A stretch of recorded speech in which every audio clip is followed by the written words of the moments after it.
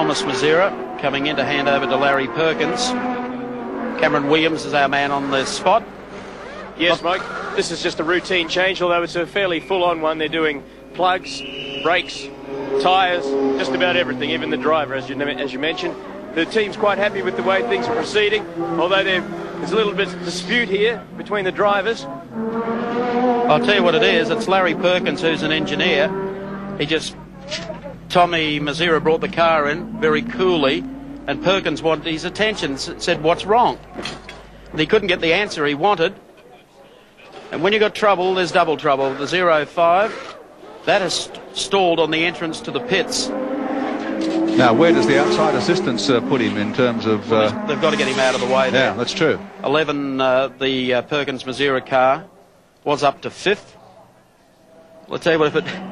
Poor old Andrew Madecki, if the thing only runs 100 metres at a time, he's going to need 5 guys to run with him for the rest of the race. And this, of course, presents the next problem with Larry Perkins, the Mazera car, number 11, and the 05 car tucked in behind it. In the meantime, the one car with Scaife at the wheel to the top of the mountain. John Bowe still in second place in car 17. Greg Hansford, car 30, holding down third, but we understand about the pit. We also understand Alan Grice in car 16 is on his way to the pits. He was in fourth, or is in fourth place at the moment. Well, we've had the teams with 3 teams so far with 2 cars in the pits at the same time. Let's go to John Brady. Yes, thanks, Mike. We've got the car that Neil Crompton had the kiss with, and it's, of course, Alan Grice changing over for Win Percy. There's a bit of damage on the back left-hand side of the bumper. Thankfully, not enough to do a lot of damage there. So they're just going through a change now. They're going to do the brakes as they go through.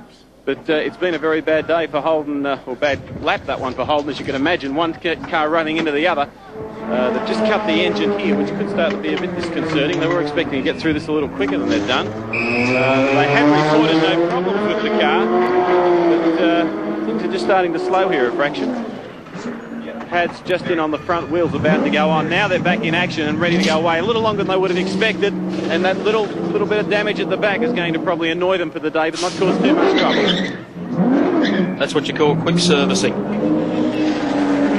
Now, fortunately, we're able to ISO most of the incidents that happen around the circuit. Here's Neil Crompton, the 7 car, and that's what happened. As you can see, the Grice car was around sideways. He was able to try and pull out of harm's way, but managed to clip the tail of the car. I was just thinking, John, you wouldn't want to be sitting there at the team debrief tonight. There'd be some solid chat. It certainly would be. A lot of soul searching. 05 back on the road and running again.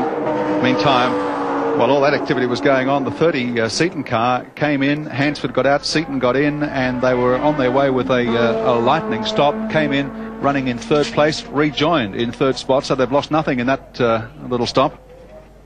There's Thomas Mazera that we saw climb out of the Perkins 11 car. And it's been a very interesting day. The car started off beautifully, and Andrew's had an electronic gremlin in the car, and through persistence he's actually got the thing going again, and arrived in here as Thomas was in to do a planned pit stop, and as he arrived he said, the engine's got a problem. It's got, I think they dropped the valve in it. And so we sent Andrew back out to soldier on. I guess this will be sort of pushed to one side. This was our big hope, of course. But and I'll hop back into 05 and see if I can finish somewhere respectable through the day. But gee, electronics, a bit of a strange one. Okay. Certainly is. I'd like to know who's supplying the wheels and tyres for car 44, because I think at last count it's been through 3 of them. That's right, and both team cars have lost a wheel. 05, by the way, Peter Brock's car is now in 33rd place with Andrew Miedeke at the wheel. Car 4, the GIO Nissan, currently running in 6th position, is due in 2 laps for fuel, tyres and a driver change. So here is the race leader, hard on the heels of the Synovus Moffat entry, car 10. Gianfranco Brancatelli at the wheel of the leader of those 2 cars. The race leader, of course, is the car behind. And Mark Scaife, the man who picked up $15,000 for winning pole position here for this race. Car 10, by the way, is in 9th place and about to be lapped by Scaife. They're an awesome machine, John, the GTR. They are. They're awesome. It's just to see whether they've got the endurance to last the distance here. Well, the 11 car is going behind the pit wall. Larry Perkins, Thomas Mazera. That challenge is over. Oh, now we have the Mark Gibbs, Rowan Onslow, GIO, Nissan. Scheduled stop. Yep, was running in the top 6. Clock's running on this one. Fuel, tyres and driver change. Mark Gibbs coming out of the car. And Rowan Onslow going in. He's had a long stint in that car, Mark Gibbs. Car 78 now on screen in the 1600cc category. Jeffrey Full, and you can see the speed difference there between the outright cars. Sometimes it's a fairly thankless task for the guys who steer the smaller cars around. They're blamed for being in everyone else's row, but they're trying to race each other in their own class, a race within a race. And they spend half the time looking forward and half the time in the mirrors. Yes, ducking from what's coming from behind.